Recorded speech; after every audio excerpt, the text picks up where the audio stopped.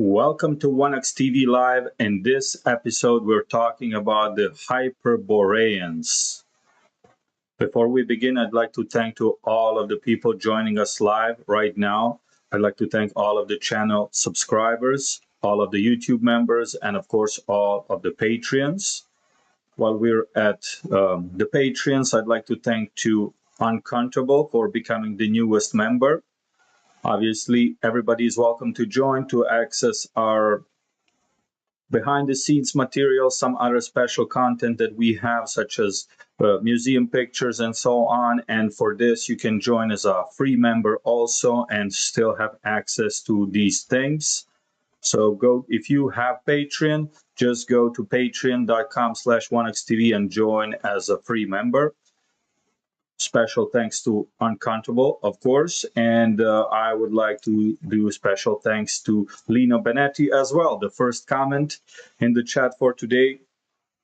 And Lino, as I just answered in the chat, I haven't contacted the professor that you emailed me about yet. I'm waiting for our guy History with Sai to finish with his project, so I'm going to have him as the first guest, and after that we'll move on and have more diverse topics, I suppose, more interesting episodes. And also one of the limiting factors at the moment is the big documentary that we're working on. As I have already mentioned in virtually all of the previous episodes, we're working on the Etruscan civilization documentary. It will be about 2 hours long, covering the whole history of the Etruscan civilization, from their origins, the records by surrounding people, such as the Greeks and Romans when it comes to the Etruscans' own language relations with other peoples of Italy, of Mediterranean, and ultimately their fall at the hands of the rising Roman Republic. It will be the best production, I want to say, in the history of WanaxTV. So make sure to stay tuned. Right now, we are about 80% done. We're working on the remaining animations and the background music. Once that's done, we'll be able to publish the episode. And after, hopefully that happens either late November or early December. That's the plan for right now. I don't think that it's going to change. It's definitely coming out this year, so before the end of the year for sure. Once we are done with that, we will resume the regular episodes, which we haven't published in a while. We published the history of the Brigies nearly 2 months ago. Before that, we did Origins of the Minoans, and ever since then, I've been focused on finishing the Etruscan project. Very difficult, I wanted to make sure that everything was done to the best of my ability, and also I had help from Thomas Wicello, who's going to be a narrator for the episode. So hopefully everybody enjoys it. I'm sure you will, because like I said, it will be the best quality production we have done on the channel so far.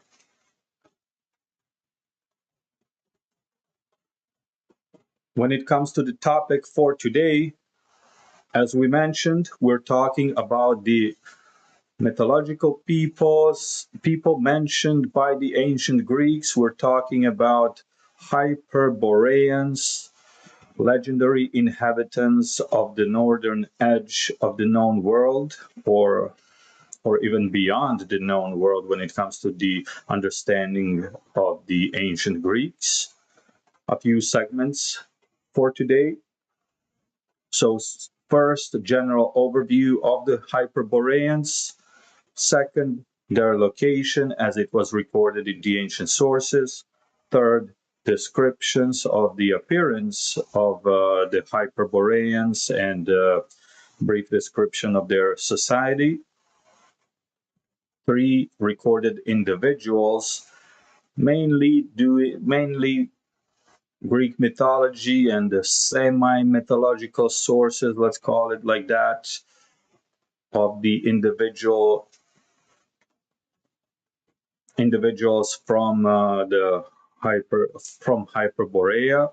And lastly, we will touch on their legacy, especially in the ancient times, but also moving all the way to the modern times. The Hyperboreans somehow managed to preserve modern legacy, some association with the modern peoples in early modern period and modern period. So we'll touch on that too. And with that being said, I'd like to give a few shout outs to the chat. We're in strong numbers tonight, and that's perhaps thanks to the time which I chose, 5 p.m. here Eastern time. So about midnight in Europe, depending on where in Europe we're talking about. Shout out to everybody. Also, we will have a big announcement next week. So the announcement is concerning the arrival of WanaxTV and the crew to Greece. We're going to do a tour in Greece. I'm going to do a special episode on that next week where we're going to announce that and lay out a brief plan. Obviously, the plan is subject to change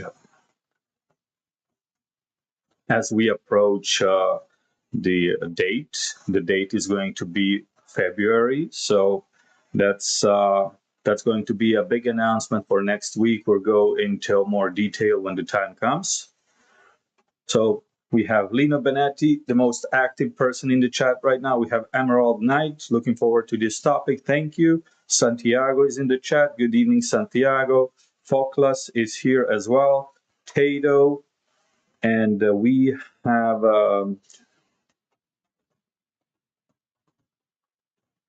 Kehiro, okay, or Kehiro.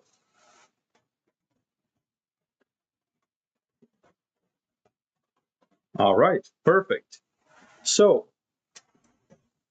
without any further ado, we're going to begin with the topic for tonight. Hyperboreans, as voted in one of our previous episodes, is the topic of the night. And who were the Hyperboreans? That's a big question. We only know them from ancient Greek sources. They are the legendary people mentioned by the ancient Greeks as quote unquote living beyond the northern wind. So the ancient Greeks believed that Hyperboreans were people living beyond the area of the northern wind, so to the extreme edge of the world, to the north, as they believed. Hence, word hyper meaning beyond, or hyper, and Borea means Boreas, or the land of Boreas, which is a personification of the northern wind. So literally meaning beyond the realm of the northern wind, Hyperborea. As we said, Boreas, personification or god of the northern wind. Despite being to the extreme north of the world, the Greeks believed that Hyperborea was a sunny and divinely blessed land where I believe sun rises and sets only once per year, if I'm correct. So they did not believe this area to be freezing as, let's say, Arctic, Northern Pole is today. So they believed Hyperboreans to be beyond that, to the even further to the north, in an area which was somehow sunny and blessed by the gods.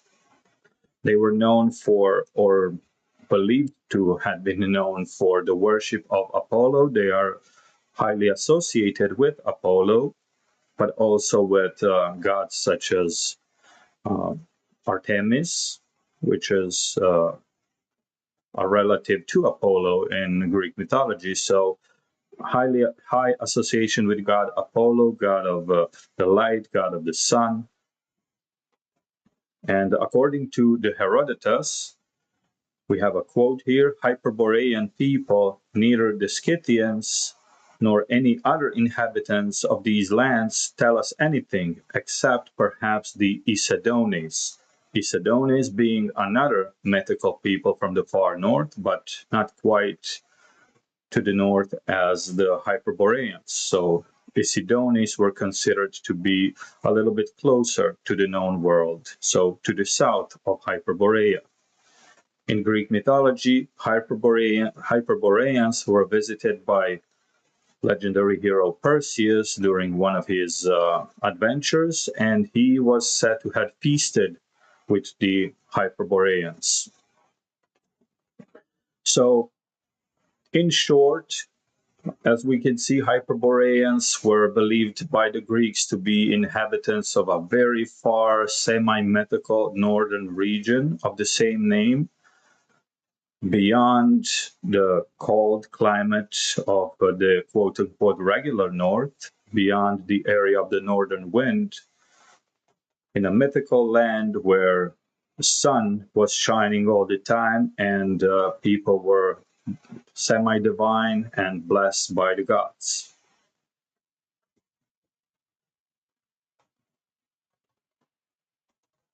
We have Eric in the chat. Hello, Eric.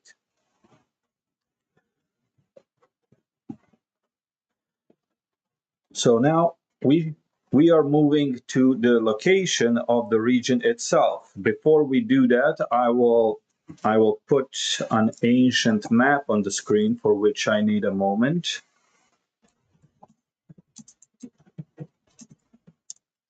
So that I could show you the understanding of ancient Greeks when it comes to the known world and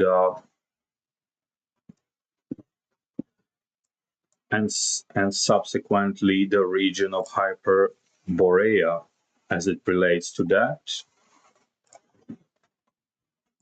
Right, so give me a second. There's actually a nice improvisation here in the middle of the stream, which is also one of the things that we can do. I would like to display this map to you so you can see this is the known world according to the earliest Greek sources.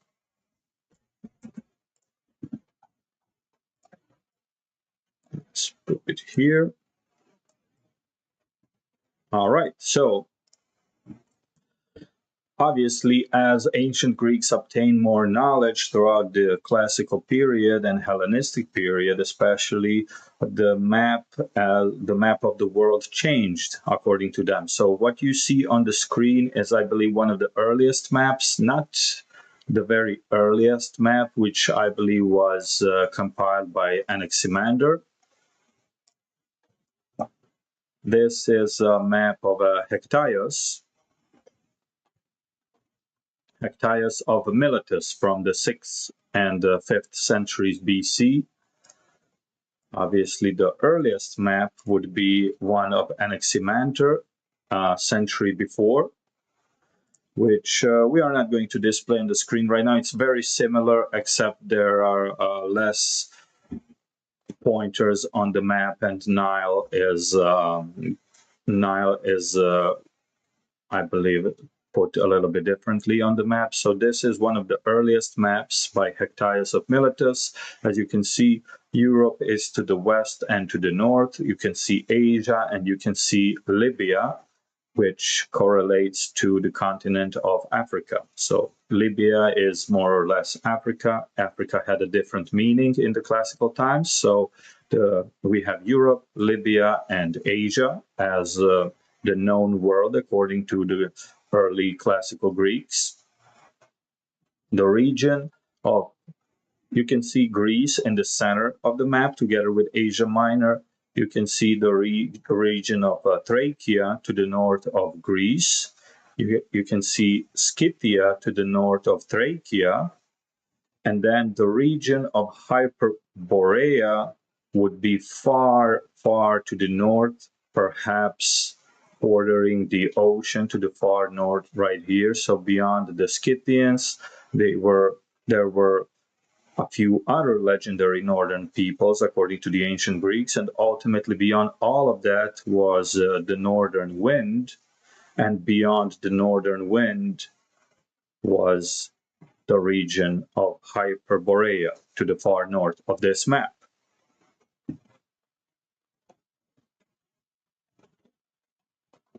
All right, so we can remove the map from the screen.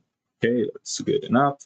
And we have sources on the location, not always very consistent, because even the ancient Greeks were not sure what was the extreme north of the world. So the sources vary a little bit depending on the source.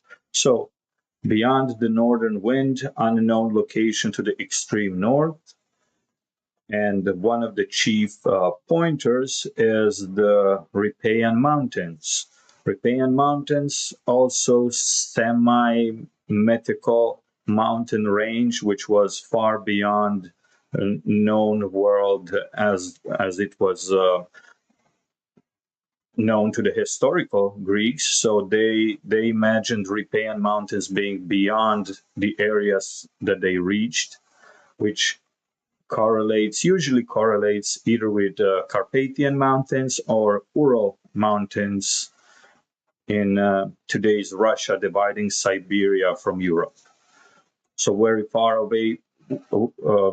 away from Greece, obviously. And we have Herodotus naming 3 sources earlier than himself when it comes to Hyperboreans and where they lived. He names Homer. He cites a lost work called Epigone.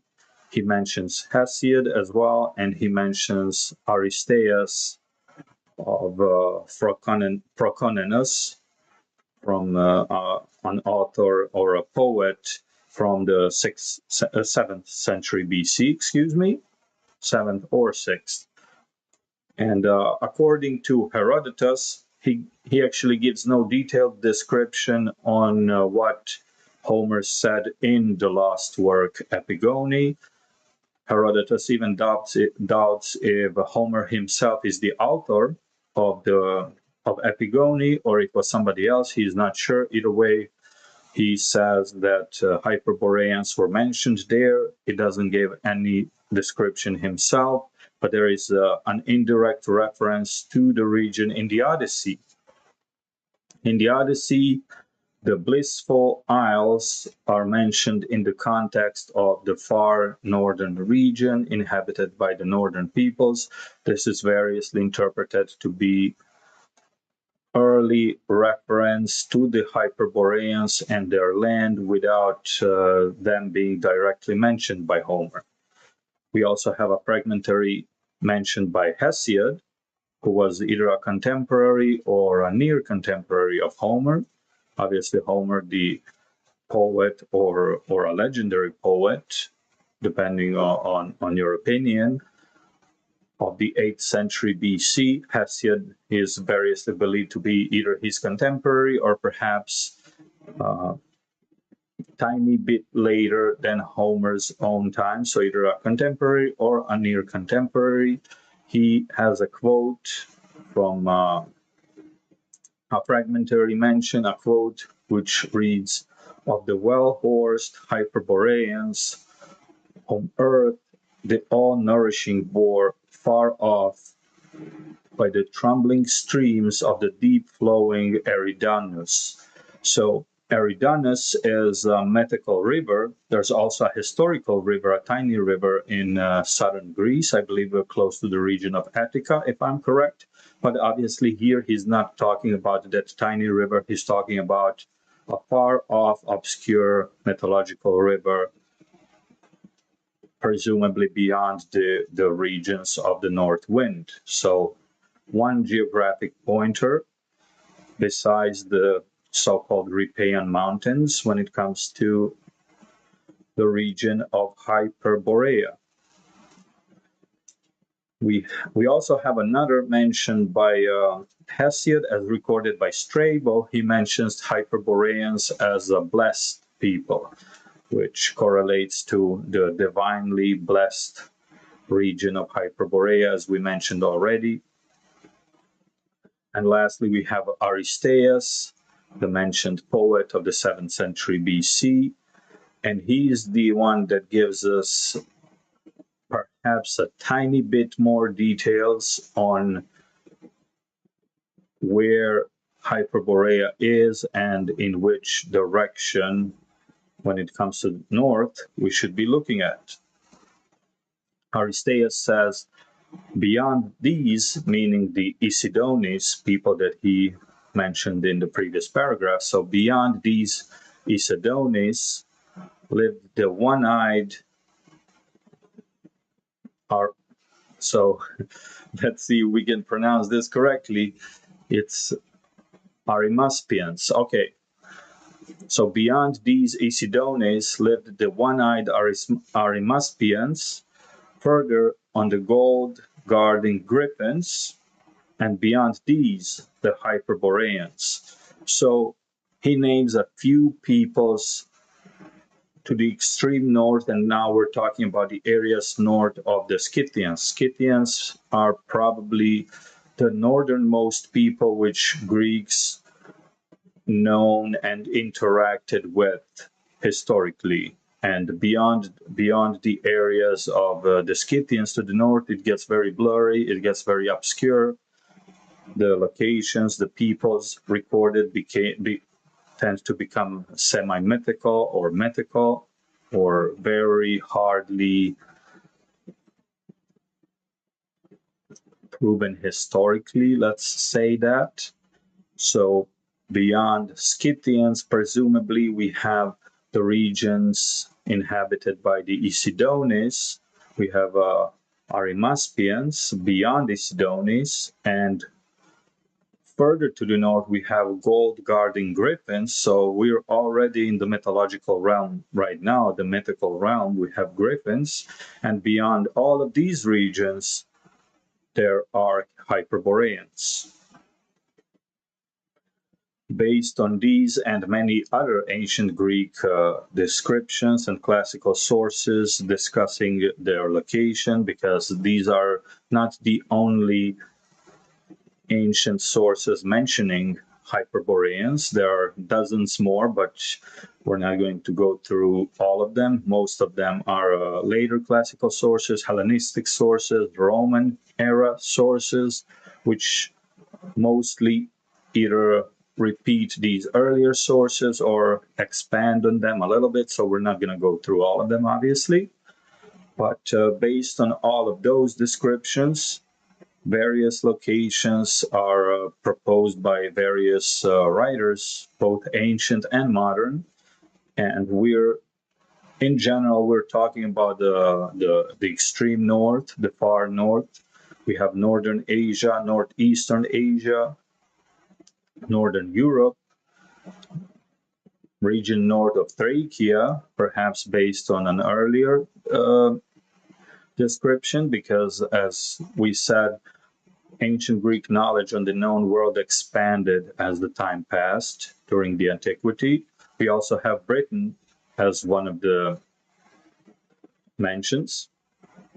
So there's that. When it comes to the location, we are obviously, it's impossible for us to pinpoint where actual Hyperborea was, because we are not sure if it even existed. If the region is located beyond the area of the gold guarding griffins, it is fair to assume that we're talking about an entirely mythical region. So it is impossible for us to pinpoint it historically.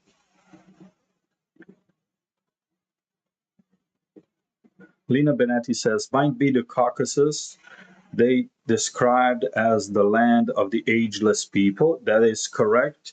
Hyperboreans are also described as youthful, or even, I'm not sure if forever youthful was said, but definitely youthful appearance, very tall people. We have all kinds of different descriptions that we're going to go through.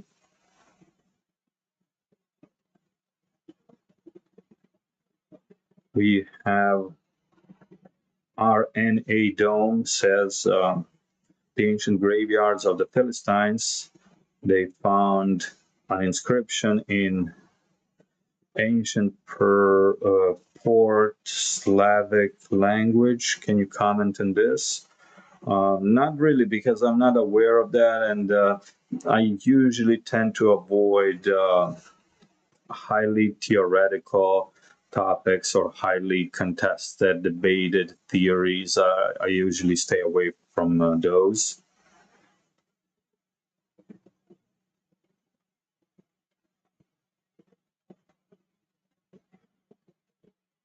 Hero says Eridanus, a real river in Athens. Yes, that's what I was referring to when I said a real river in Attica.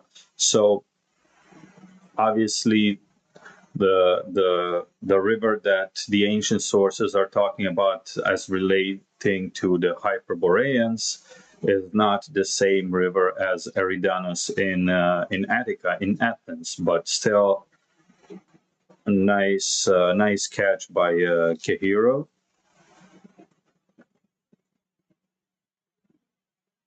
Tato says the Po River in northern Italy is also thought to be the ancient Eridanus. So yes, there are a few candidates when it comes to the so-called Eridanus River. We're talking about either semi-mythical or entirely mythical river as it relates to Hyperborea. So Po River in Italy is one of the candidates. Rivers in northern Europe and northeastern Europe and Russia are also among the candidates in the Baltic region, I believe. So we are obviously unable to pinpoint either the region itself or this river or the Riparian Mountains on any real map or in the real historical actual context.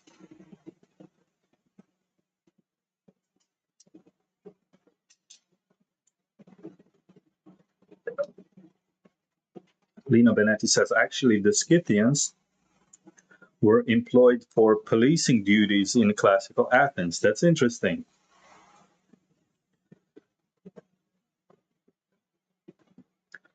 All right, so when it comes to the location of the region itself, but also of the river Eridanus and of the mountain range, the Riparian Mountains, there are several candidates. There are many candidates, but we are unfortunately not able to pinpoint any of this when it comes to real geography, unfortunately, because Hyperboreans are mostly known from legendary stories or some tales which are not verifiable. I believe the closest to historicity that we get is a priest that supposedly visited King Croesus of Lydia, which we're going to mention in a bit. But other than that, we're mostly talking about legendary figures heading from Hyperborea as they relate to religious festivals, ancient Greek gods and goddesses, and so on. So we are not able to pinpoint a historical figure from the region of Hyperborea or really anything historically when it comes to this region. With that being said, the next segment, which is the descriptions of the Hyperboreans, we're going to go through a few of these.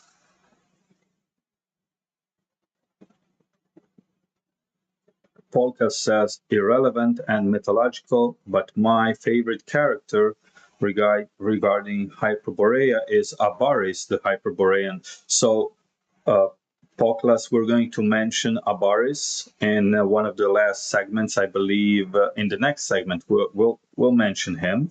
Don't worry.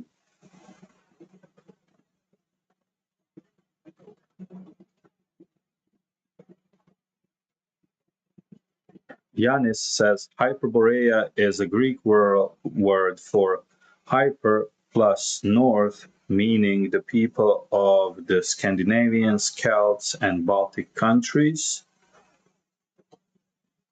Possibly, from what I know, hyper or hyper means beyond, right? Meaning beyond something.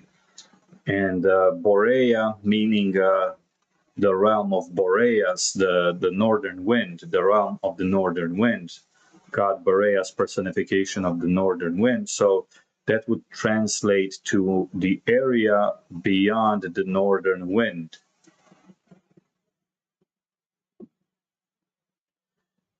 Either way, we have a legend recorded by Aelian, the second and third century, I believe. He's not second and third century BC. He's a second and third century AD author. So contrary to what you see on the screen right now, Aelian is a second and third century AD author, and he mentions presumably an earlier legend which says the god Apollo has as priests the sons of Boreas and Chione, 3 in number, brothers by birth, and 6 cubits or 2.7 meters in height. So obviously now we're talking about mythological people, giants, and we're talking about the sons of Boreas and Chione, so they are related to the god of the northern wind himself, and they are presumed to be giants. Diodorus Siculus says, and the kings of this presumably Hyperborean city are the supervisors of the sacred precinct, are called Boreadae, since they are descendants of Boreas, and the succession of these positions is always kept in their family. So the authority in Hyperborea are presumably the Boreadae, which are the descendants of Boreas, correlating with the legend recorded by Aelian.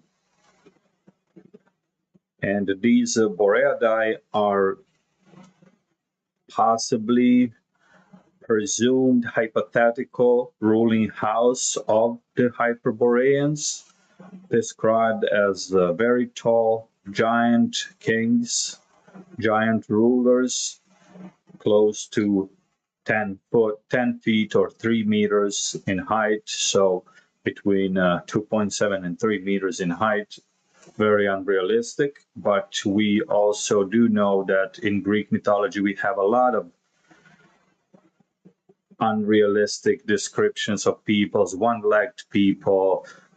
What else? Giant land of the giant ants, if I believe, as they referred to some lands beyond India, if I'm correct. So the further away you go from Greece, you get more and more mythological and mythical descriptions of what is there. And the same case we have about with the Hyperboreans, who are clearly beyond the known world when it came to the ancient Greeks. They are also described as similar to our Arimaspians or Arimaspi, and Arimaspi themselves are described as a race of giant one-eyed people who lived on the foothills of the Rhipaean mountains. I believe some sources cite them as having fair hair, which is also one point that could relate them to Celtic and northern northern Europeans, northern peoples of northern Asia, peoples of the far northern regions. We have a few comments here in the chat. Kehiro says, beyond the northern wind, beyond the north wind is a better translation for sure. Can be Scandinavians, can be Scandinavia, Britain, North Russia. Scythians were living south of the Hyperboreans. That is correct, according to Herodotus. Chione means snow. Lino Benetti, yes, pertaining to the northern wind more than to a certain land. Oklas, maybe the giants of Norwegian mythology. Yanis said Swedish archaeologists have found Mycenaean finds and dated them to 1700 BC. Greeks traded metals. Okay. So when it comes to these correlations, modern era correlations, and Greek mythology, that's a very difficult and tricky path to take because we do not know, well, we do know that the Greeks had no idea what was to the far north, where the North Pole is. Classical Greeks, and especially the Greeks that initially recorded the stories of Hyperborea, had no knowledge about that. So they imagined the far north not to be freezing cold, but to be a sunny area of blessed, youthful people beyond the north wind. Obviously, in reality, we know that's not the case. The northern pole is freezing cold, not anything similar to what Greeks imagined Hyperborea to be. We have Lud and Ludax in the chat. Very wild guess. Griffin's gold equals amber. So we do know of the Amber Road stretching from Italy all the way to the Baltic region. Whether or not that could be related to Hyperboreans, or whether or not that was one of the area that Greeks imagined Hyperborea to be at, we are not sure, but it's just one of the candidates, just as northern Russia is, just as Scandinavia is. We also had mentions of Britain in some instances. So in general, it was a very far north, very far northern region. We had Boreadae, who were presumably the ruling house. They were descendant. Only they kept the positions of authority within the family. They were a mythical race of peoples. They were very tall, 10 feet tall, up to 3 meter tall. So, and in some sources, they are described to be similar or identical to Arimaspi, and Arimaspi are another far northern mythical people, a race of giant one-eyed people who lived on the foothills of the Rhipaean Mountains. So Hyperboreans lived beyond that to the north. With this being said, we're going to move on the recorded individuals, at least to the mythological and semi-mythological accounts. And these Hyperborean individuals, obviously the first bunch of them are entirely mythological stories. Right here we have Hekairgi and Loxo, who are maidens, Hyperborean maidens associated with bringing the worship of goddess Artemis to the island of Delos. Hyperboreans were often associated with the island of Delos, with the worship of Apollo and Artemis, and that persists throughout stories of Greek mythology. They were known for those maidens who were sent, and youths who were sent to Delos to spread the worship of Apollo and Artemis. Expanding on that, we have Upis and Argi, also maidens in Greek mythology, they carried offerings to Delos Island for the birth of Apollo and Artemis. Likewise, we have Laodike and Hyperoche, who were doing pretty much the same thing. Hyperborean maidens, which were sent together with 5 male escorts, which were known to the Greeks as Perperes, to Delos. And they all actually died on the island of Delos, and they were honored by the Delians with special burial ceremonies. But from that point on, Hyperboreans decided not to send maidens and youths to Delos anymore to bring offerings and gifts.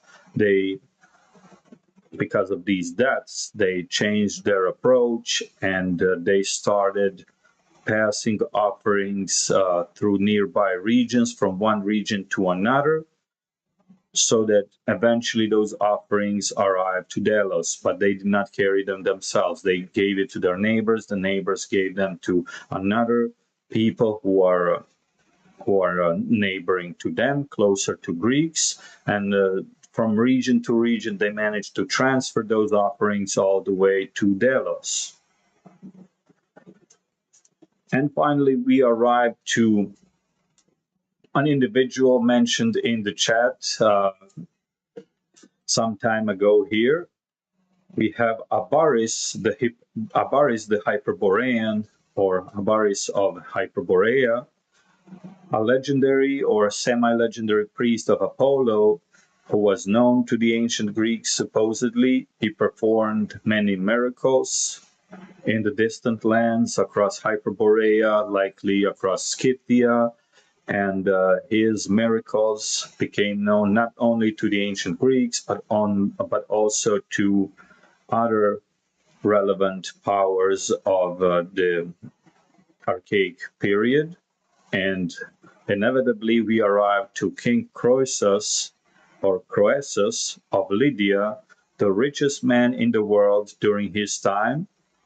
We're talking about the time preceding the Persian Wars, the time of Cyrus the Great, archaic period.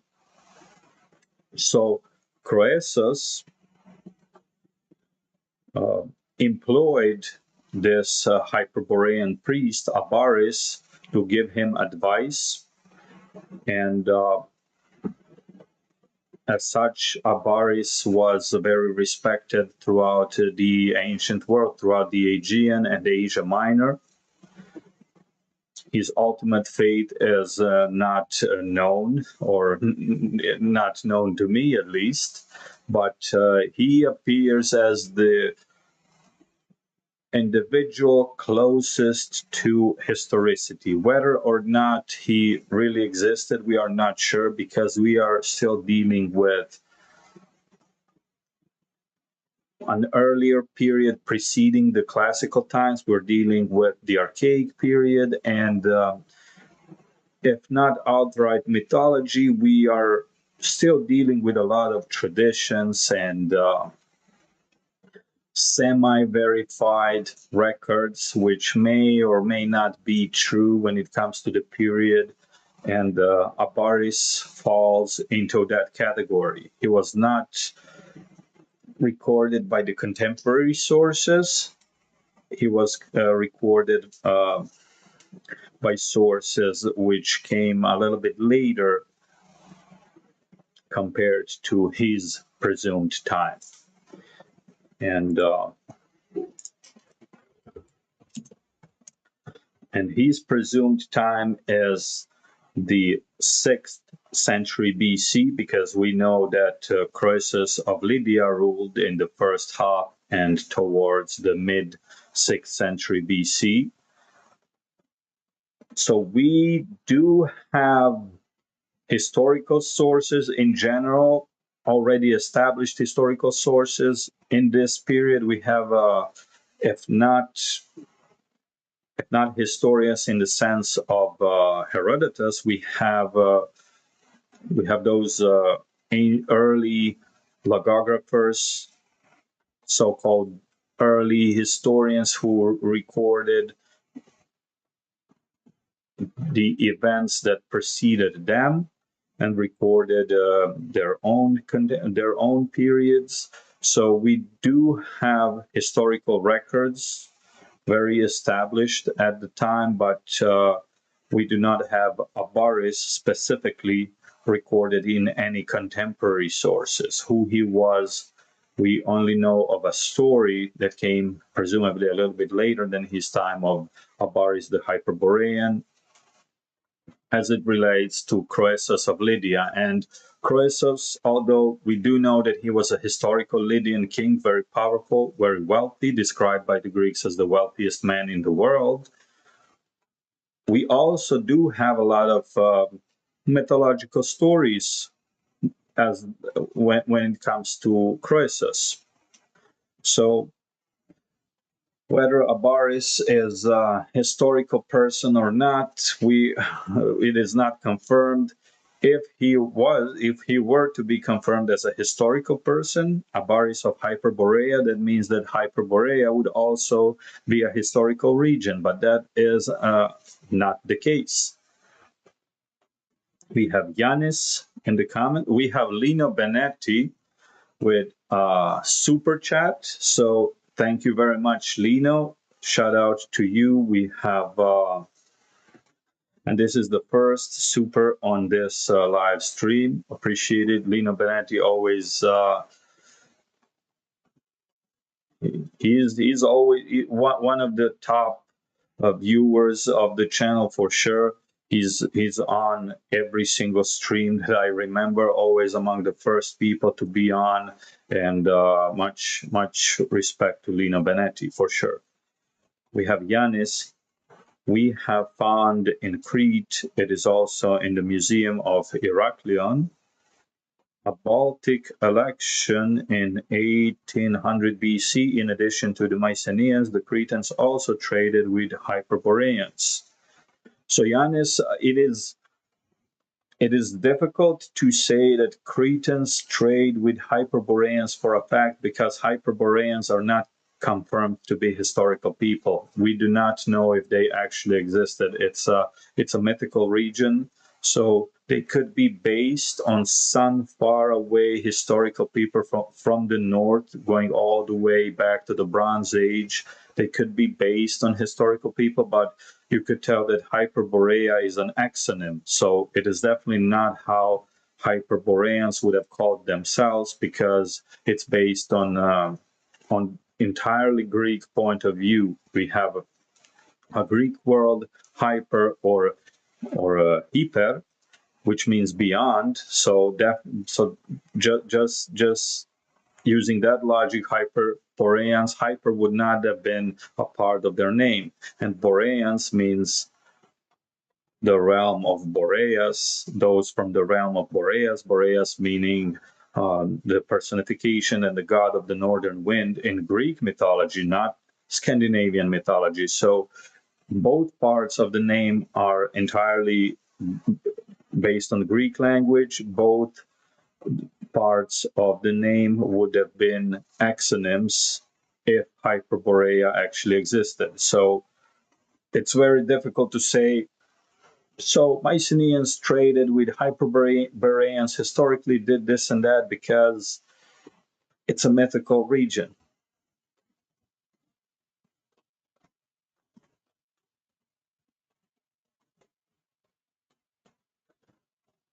Thank you. Fokla says Boreas is also just north direction. I stayed here. I have heard rumors about the WanaxTV Greece trip. So this is something that we mentioned at the beginning of the episode. Stay tuned. There will be updates. We will do an entire episode next week on the Greece trip. WanaxTV will come to Greece in February. We're still working on the details of the trip. We will do, and a super chat from Estate Care. We will go to a few locations in Greece. Obviously, I'll expand on this in the coming days, in the coming weeks, and the coming months. We'll organize a gathering in Greece for sure. So no doubt about that. Whoever is from Greece, you're going to be invited. We're going to be there. We're going to be in Athens. We're going to be in Mycenae, Argos. We might go to Sparta. So WanaxTV and with the whole crew should be there. Also, maybe some special guests. We'll see about that, but it's shaping up nicely. Josh, great topic and stream. Thank you very much. And now we are moving on from the recorded individuals to the last segment of the episode, which is the Hyperborean Legacy. A quick overview, the legacy that they left, despite the fact that they were a mythical people, not really historical, mostly based on ancient Greek tales, legendary stories, myths, and so on, being beyond the known world, as it was known to the Greeks, inhabitants of the legendary region, obscure, mythical, and presumably exotic people in the eyes of the ancient Greeks. They were blessed by the gods, especially Apollo, also related to Artemis. They lived in a sunny, divinely blessed land, and the associations given by the Greeks as it relates to Hyperboreans, Isedones, who are said to have been nearly identical, according to some ancient Greek sources, to the Hyperboreans. We have Arimaspians. Arimaspians were said to have been not nearly identical to Hyperboreans in some of the Greek sources. Isidones were perhaps neighbors of the Hyperboreans who lived to the south of Hyperborea. We have association with the Scythians, the historical people of the far north, as it relates to Greeks, ancient Greeks historically. We have Celtic peoples also, and in general, legendary northern peoples, perhaps obscure or even unknown to the ancient Greeks. Association was eventually adopted by the Northern Europeans in early modern times. I believe this was first started in Scandinavia in the 17th century AD, as they learned of the Hyperboreans from Greek mythology. They started making their own associations with those people. Whether or not we have some association by the Baltic peoples or maybe peoples of northern Russia, I'm not sure about that. But we even have a modern day adjective, Hyperborean, meaning relation to the extreme north, meaning of the extreme north, or as relates to the extreme north. So somehow these mythical peoples managed to survive, and in legacy, obviously their legacy managed to survive into the modern times. Very impressive, and it is very impressive how well ancient Greek sources and ancient Greek myths were and still are regarded. Obviously, Hyperboreans are not the only people who had adoptions by people of the modern times. We have Pelasgians, we have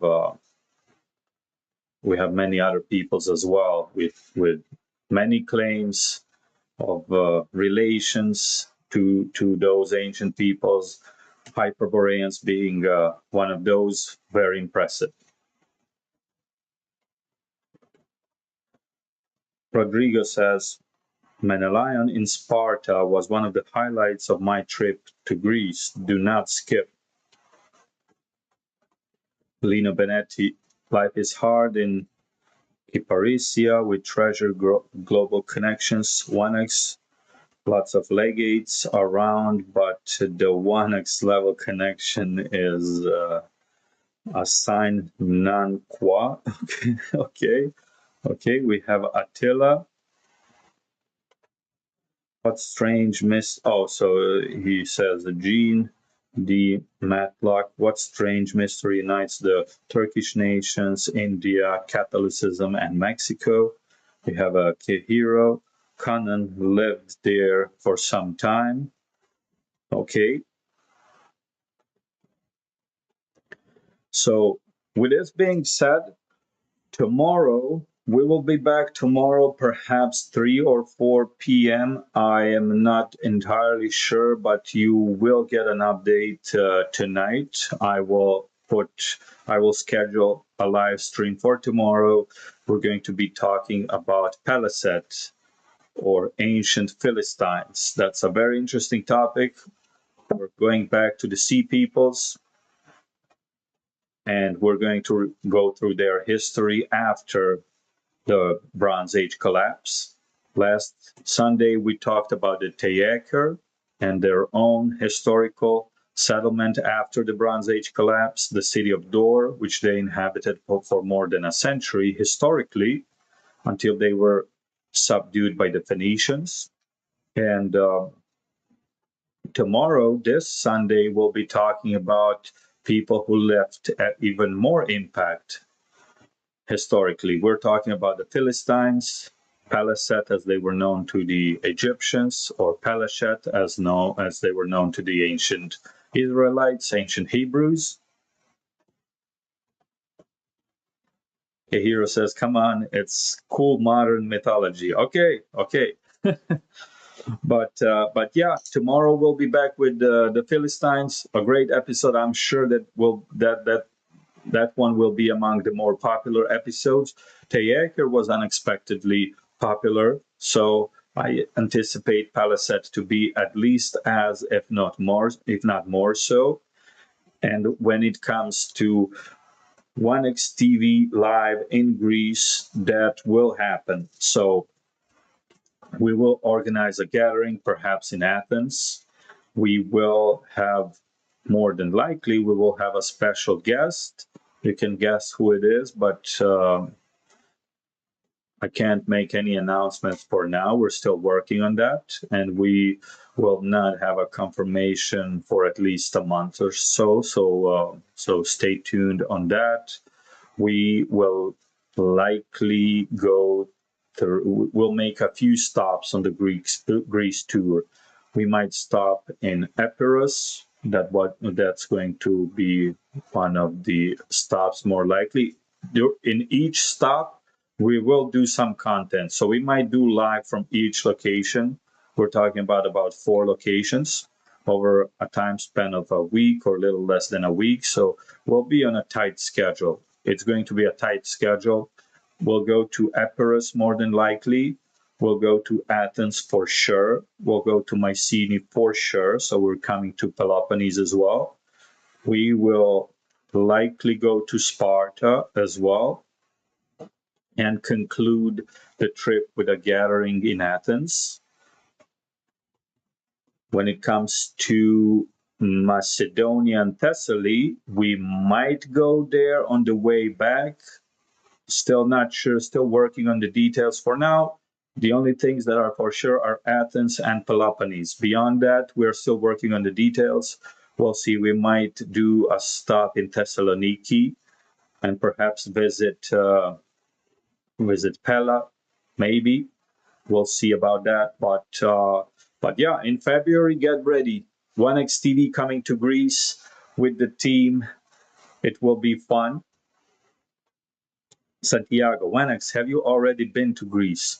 Yes, I have been to Greece many times, but I haven't been there in about 9 years at least, 9, 10 years. I haven't been to Greece. So it will be a nice reunion with some of the Greeks that I know. Nikolaos, looking forward for tomorrow. Thank you, Wanax. Thank you, Nikolaos, for being here, of course. Yanis says the oak is the sacred tree of Zeus in Dodona. How did you explain the priests of the Celts were called Druids and they worshipped the oak? That's an interesting correlation, Yanis. Obviously, I'm not an expert on Celts, so I do not know that. I would have to do some research. Okay, hero, come to Delphi. We'll see if we are going through Epirus to Athens. We might be able to make a stop in Delphi. We'll see. We might make a stop in Yanina. We'll see. Lino Benetti says, wow, yes, the Philistines. Okay.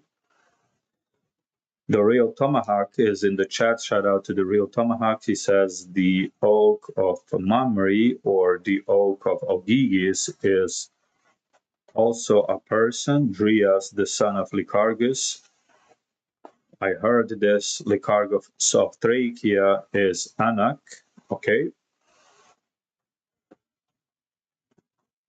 All right. So I believe with that being said, it might be time to conclude this episode. 1 hour on Hyperboreans. Not bad. This is what you voted for last week. If you have a wish to vote on another topic, let me know and we can set up a vote right now so we can vote on one episode for next week. What do you think about that? Should we put on a vote?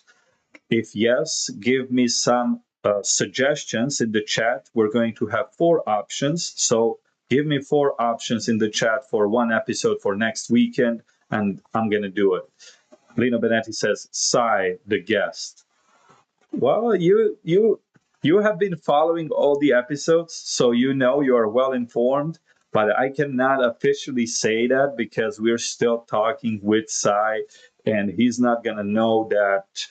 He's not gonna know his own schedule for at least a month or two. So I suppose by January we're gonna have a confirmation on that.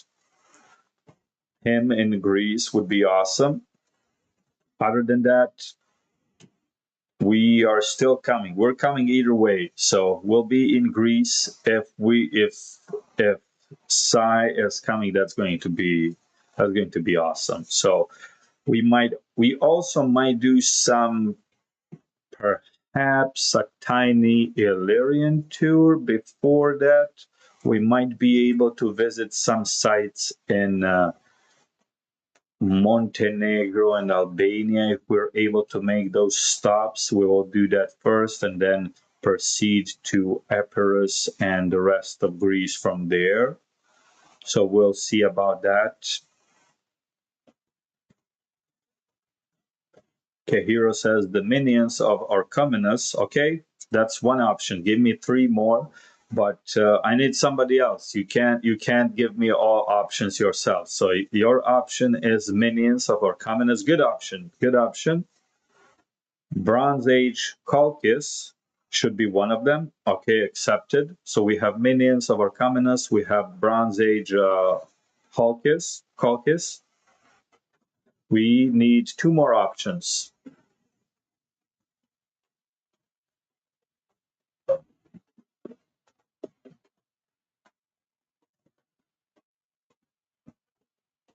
But yes, it will be the first half of February. So I will get in touch with some of the Greeks that I know more, so I can coordinate some stuff with them also. I'm not sure what the plan is for the gathering there, but there will be a live WanaxTV gathering in Athens for sure. I'm not sure of the plan. What are we gonna do? Where we're gonna go? We'll figure something out. But in the meantime, we need 2 options. So we have minions of Orchomenus for 1. We have Bronze Age Colchis for 2. Give me 3 more. It doesn't have to be Bronze Age. It doesn't have to be ancient Greece because we're doing lives We're doing what the audience wants. So if you want to give me a non-grease option, we can do that either. We'll put it on the vote, and whatever you decide, we're gonna do it.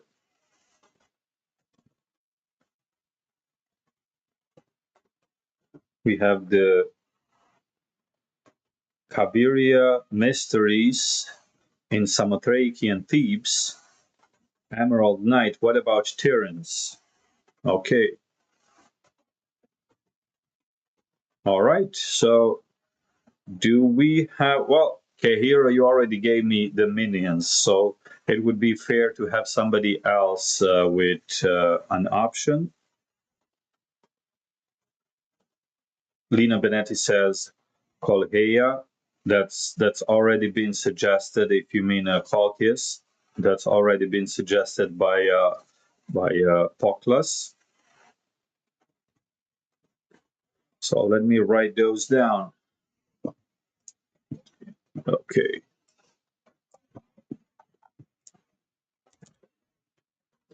All right. So option number one is minions of Orchomenus. All right. We have option number two is Colchis in Bronze Age. We have option number three is Tyrants.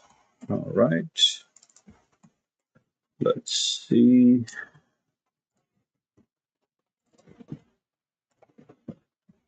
All right.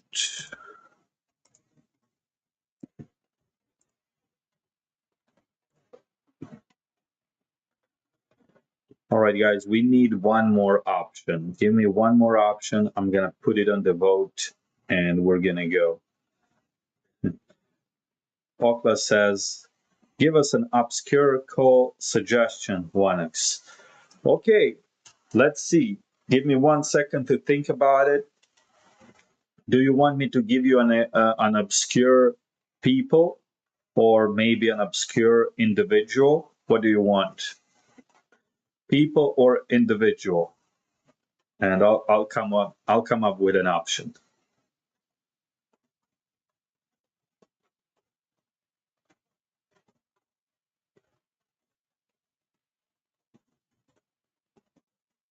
I have a candidate for obscure people. Okay, I already have an option in my head. People. Okay, let's see. Halizones from the Trojan War, Trojan allies. Okay, let's do that.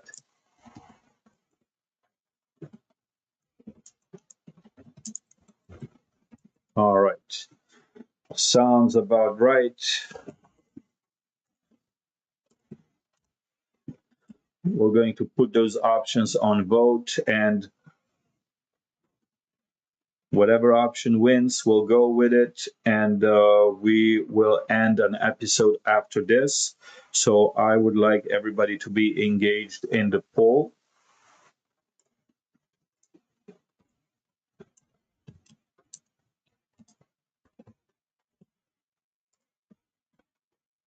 Okay, number one, minions of Orchomenus. Number two, Colchis in Bronze Age. Fair enough. Number three, Tyrants. And we have Halizones from the Trojan War.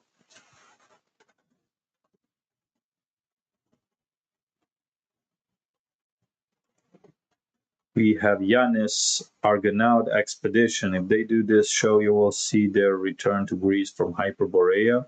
Okay, Yanis, remember this option. We'll put it on the options for tomorrow. So on each episode, we honor the options. So I will remember the Argonaut expedition. We'll put it as one of the four options tomorrow.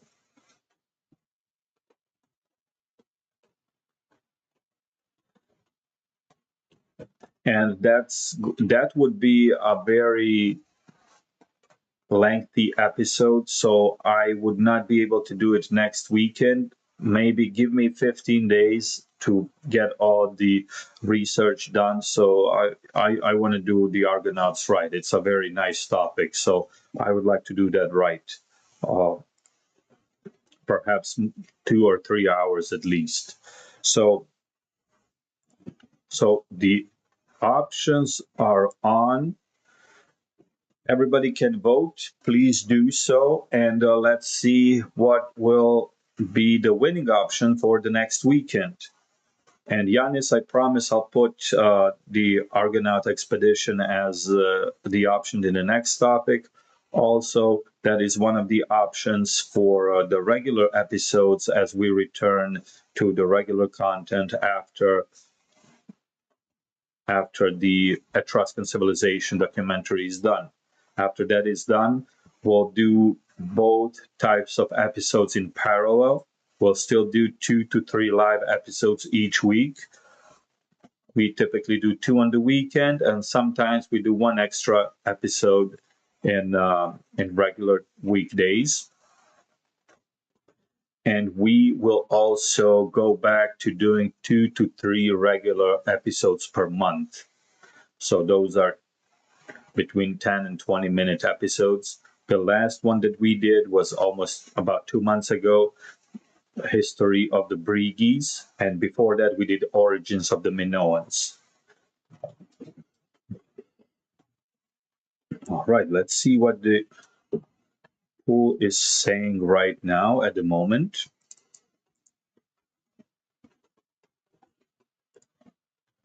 All right, it's a close race. It's a 3-way race, very close, very interesting.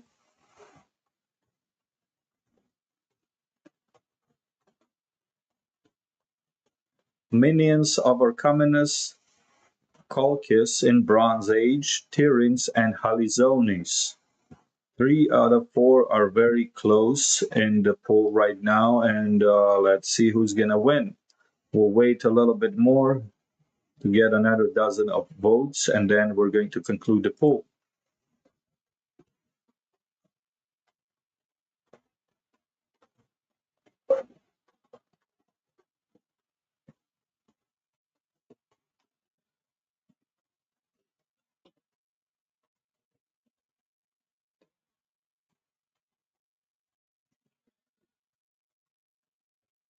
Also, in the meantime, like I mentioned at the beginning of the stream, on Patreon, we have occasional additional extra content. It is available even for our free Patreon members. So if you have Patreon, you should join WanaxTV as a free member. So patreon.com/WanaxTV, join as a free member, and you will still be able to access some of the additional material that we sometimes display over there. We try to upload something each month or something every 2 months. The last thing that we did was a featured exhibition from the Getty Villa Museum in LA. And the exhibition was on Bronze Age Pylos. It was attended live by History with Sai. It was some material was gathered by him, pictures, videos. Those were sent to me specifically to upload them to the Patreon as an additional content for our Patreons. Once again, you are welcome to join for free. You will still get all the access. Moreover, if you have Discord, join us on Discord. So the link is in the video description, the invite link to our Discord channel. You're free to join us. In fact, let me check our Discord right now, how many members we have at the moment. We're trying to get to 100 members on Discord. Right now, we have about 70 members. So we need 30 more for this milestone of 100 Discord members. If you would like to be a moderator on Discord, you are free to let me know. I can make you a moderator. You're not gonna have much of a job because everybody's civil, everybody's nice. The same thing for live streams. I don't think we ever had a need for a moderator in the live chat on the stream. But if anybody wishes to be one, let me know, and I'll make you a moderator on WanaxTV live streams. We have what do we have when it comes to the results?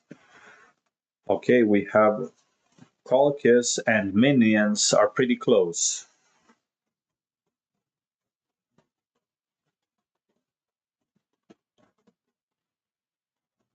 Raven says, Mary Renault's The King Must Die suggests the Hyperboreans were Celts. I believe that some of the ancient Greek and Roman sources also pointed to a connection with the Celts. I believe that some of the sources which cited Hyperboreans as related to the Arimaspians are relevant here. Arimaspians are, I believe, in some sources described to have a fair hair. So there might be a connection to Hyperboreans there. But again, they were also described as a giant one-eyed people. So maybe not. So we have a lot of candidates. We have Celts, we have Scythians, Arimaspians, Asidones, the latter two being mythical peoples, the former two being historical. We have this adoption of the Hyperborean myths by early modern Northern Europeans who saw themselves as correlating to or related to Hyperboreans or ancient peoples which ancient Greeks used as a historical background to an otherwise mythical race of people.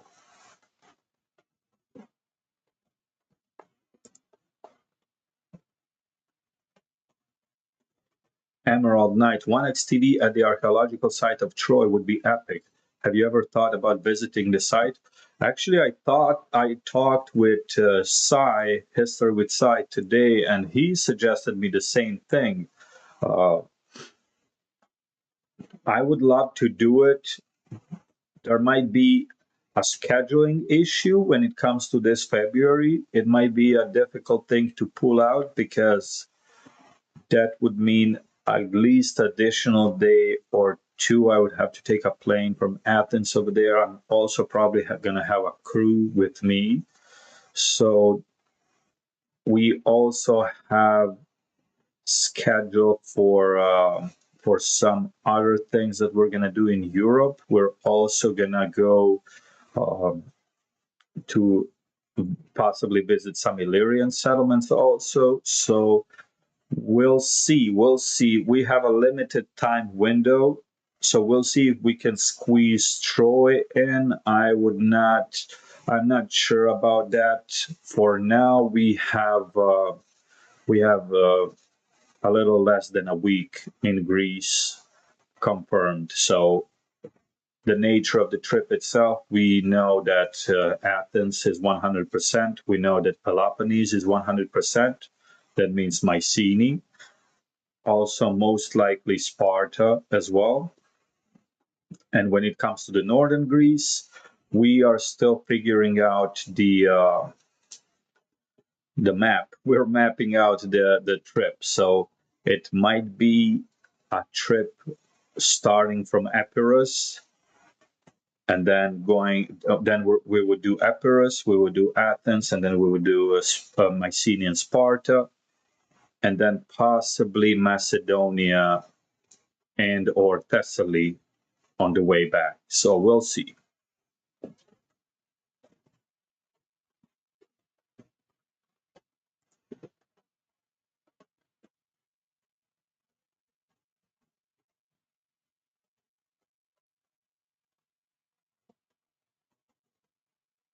Chris says, we don't even know for sure yet if that's the site. Lino Benetti with a blank message, okay. Nicolaus A.H. Armstrong speculated that the Hyperboreans may have referred to the people in China. Chris, China's a big place, which people? Interesting. Yeah, a lot of theories, especially as we approach early modern and modern times. We have even more theories on the Hyperboreans. We have Supra says any names pop out that they may have been known to say, how in the hell did I end up in Sparta? As if they are royalty or well known, else in the last place on earth they would be is in Sparta. So I would like to visit Sparta, to be honest. Besides Mycenae, I think it's perhaps the the a premium settlement I'd like to see. I don't think that I've been to Sparta before. I've been to Mycenae before. I've been to Olympia. I've been to Delphi. I've been to Athens, obviously. I've been to Thessaloniki. I've been to Halkidiki. So I've been to quite a few places. I've been to a few tourist places in Greece as well. I believe Parga. I've been to Parga.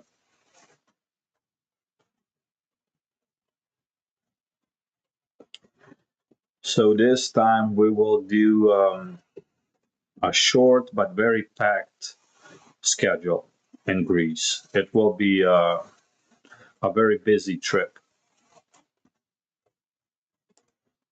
In the meantime, we are very close to concluding the poll, and it looks like we might have a clear winner. We'll wait a little bit more, but it looks like one option has prevailed. Santiago, visiting Mycenae for a Wanax is a must. I agree. There is no way around it. Mycenae is 1000% guaranteed. We're going to Mycenae for sure. No questions asked. Jason says, yes, I heard the theory that Hyperboreans were in China as well. In a YouTube video, the argument was detailed and very compelling. Okay, so we're dealing with, I guess, a lot of present day theories when it comes to the Hyperboreans.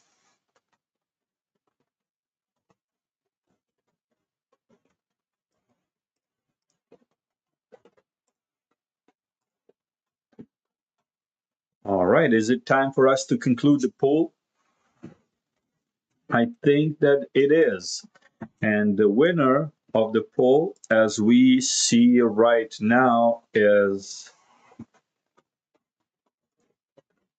Colchis in Bronze Age. And this was suggested by, let's see,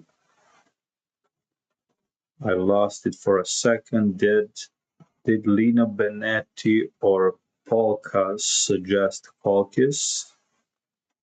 Who suggested Colchis?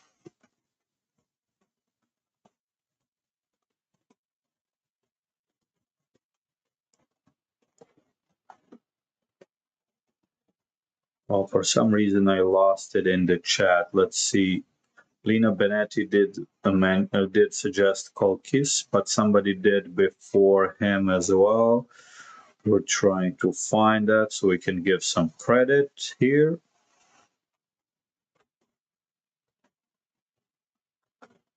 Is it Kehiro who suggested it?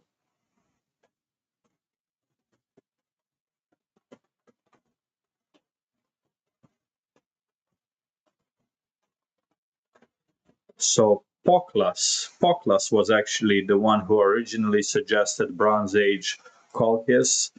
And well, your option one, Lina Benetti is happy about it as well because he suggested that also. And Colchis in Bronze Age wins the poll. We will talk about that next weekend. Chris says that's because the original colonizers of ancient China were the same as the ones who colonized everywhere else in northern hemisphere at least, and maybe the entire globe. Polka says, well, you mentioned it last time, so Chris says the big question is where did they come from and why? Okay, so we have a lot of theories here on expanding on the numerous modern hypotheses when it comes to the Hyperborean connections. Either way, as we have already went through in the video, a quick reminder before we end the stream. So we went through a quick overview of the Hyperboreans, obviously coming from Greek words hyper or hyper, meaning beyond, and boreas, the northern wind, meaning beyond the area of northern wind. These were mythical people, not really known from any contemporary historical sources when it comes to ancient Greece and otherwise classical sources. Their location was likewise considered to be to the extreme north of the ancient world. Yes, that's correct. Whether or not that was Northern Europe or Northern Asia or elsewhere, we are not sure. We do know that it was beyond Thracia, beyond many known and mythical areas which Greeks considered to be to their north. We have a few descriptions of their society, being ruled by the house of Boreas, the Boreadae, who were descendants of mythical Boreas personification / god of the northern wind. We had some recorded mythological individuals, a lot of maids and youths were sent to the island of Delos. Very high association with the island of Delos, where they took part in the establishment of the worship of gods Apollo and Artemis in Greek mythology. They were sending offerings over there. Some of their youths ended up dying on Delos, which prompted Hyperboreans to stop sending people but send offerings to be transferred between different regions until they eventually reached Delos. We also had a Hyperborean priest who was respected, known for his miracles across the Greek world, supposedly, and also across Asia Minor. He ended up being an advisor to Lydian king Croesus, the richest man in the world at the time. And ultimately, we have the legacy of the Hyperboreans tied to the far north, variously by Northern Europeans, specifically Scandinavians, as it relates to the early modern times.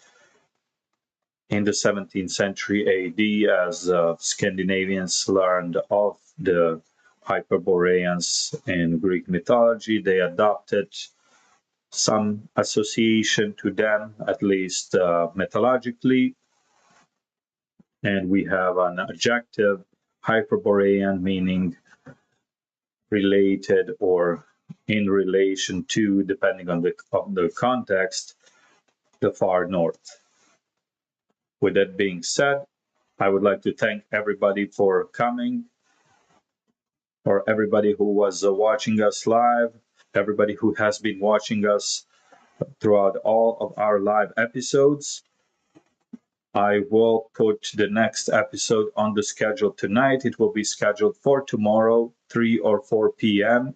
It will be the Paliset, Ancient Philistines, thing that you voted for last weekend. And I will see you tomorrow. Take care and see you soon.